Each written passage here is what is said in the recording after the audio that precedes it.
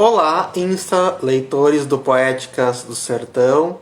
Meu nome é Odair, coordeno juntamente com o professor Leonardo este projeto.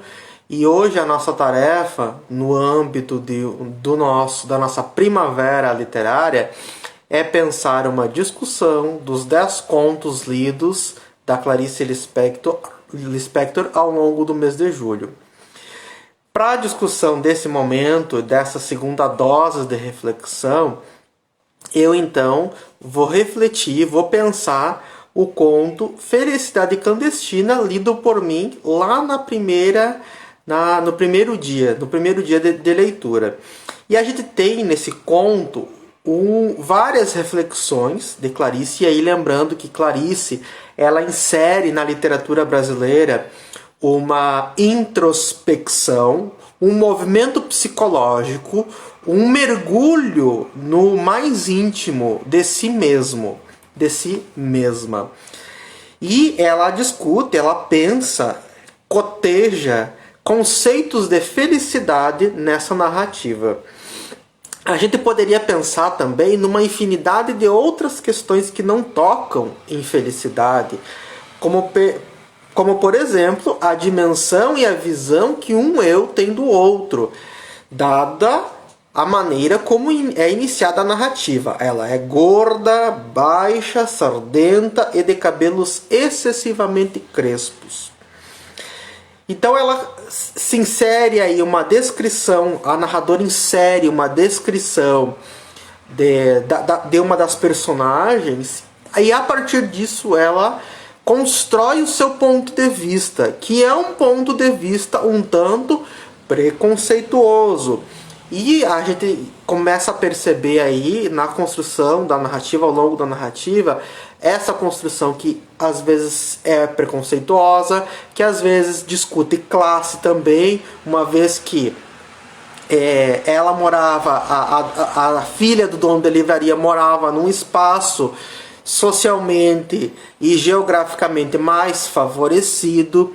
Então havia aí uma dicotomia de seres e de personificações.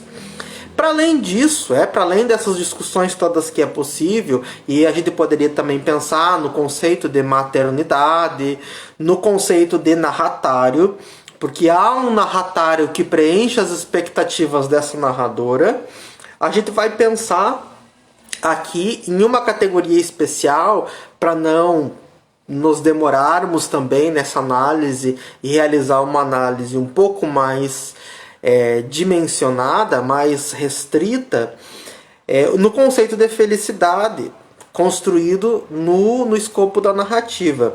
Então a gente tem aí uma personagem que tem um desejo, e esse desejo ele se inclina para as Reinações de Narizinho, que era o livro que estava fora das posses. E esse livro tem toda uma representatividade também, e inclusive dentro da literatura brasileira.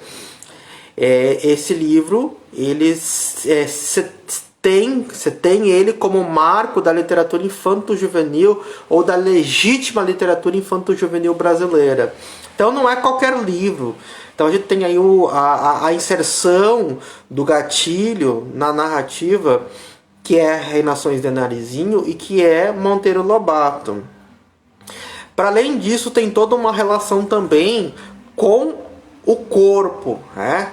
Então tem toda uma relação de correr pela rua, de comprimir depois, a posteriori, o livro contra o peito. O fato da menina, filha do dono da livraria, comer balas e colocar as balas no busto. O fato de como ela comia as balas. Então existe uma corporeidade aí na relação entre as personagens. E dentro dessa relação de corporeidade, dentro dessa relação de alteridade também, se instala a relação do desejo, a relação da posse, a relação do ter. A filha, a menina que era loura, esguia e que seguia os padrões e não tinha o livro, e que queria o livro, que é a narradora, ela vai projetar esses desejos no outro, vai projetar os desejos no objeto do outro, que é o livro. E aí a pergunta para os leitores, a pergunta que talvez fica para o narratário do texto, o quanto, como a gente projeta os nossos anseios, os nossos desejos nas mãos dos outros, ou nos objetos dos outros. Os nossos desejos, os nossos anseios, eles são muitas vezes, ou quase sempre, objetificados. E objetificados na exterioridade, na alteridade. E será que não é possível a gente se completar e encontrar a felicidade no mais íntimo de nós mesmos, num processo de transformação, de transmutação?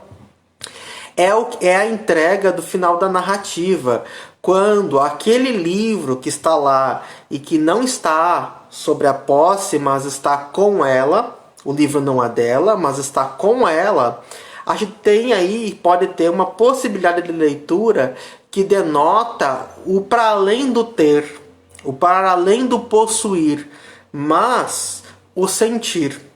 E aí o sentir é o prazer, na verdade, consigo mesmo. É o sentir do prazer e do transbordamento de um mesmo eu. Quando ela está lá na rede, se deleitando com o livro no colo, em êxtase puríssimo, já nem importa mais o livro, mas importa quem ela é, como ela é. É a descoberta da sua felicidade, é a descoberta de quem ela é a descoberta da mutação da menina em uma mulher. É essa transcendência, esse transbordamento do eu que é próprio, que é inerente a Clarice.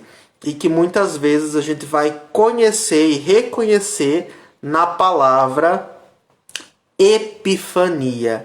E talvez felicidade seja isso, seja epifania, seja catarse.